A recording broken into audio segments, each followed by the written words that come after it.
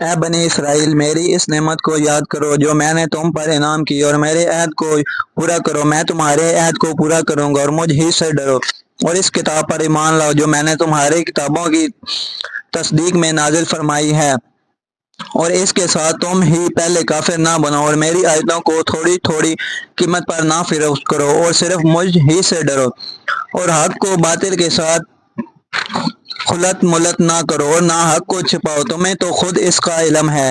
اور نمازوں کو قائم کرو، اور زکوٰۃ دو، اور رکوع کرنے والوں کے ساتھ رکوع کرو۔ کیا لوگوں کو بھلائیوں کا حکم کرتے ہو اور خود اپنے آپ کو بھول جاتے ہو؟ باوجود یہ کہ تم کتاب پڑھتے ہو، کیا اتنی بھی تم میں سمجھ نہیں؟ اور صبر اور نماز کے ساتھ مدد طلب کرو۔ یہ چیز شاق ہے مگر ڈر رکھنے والوں پر نہیں، جو جانتے ہیں کہ بے شک وہ اپنے رب سے ملاقات کرنے والے، اور یقیناً وہ اسی کی طرف لوٹ کر جانے والے ہیں۔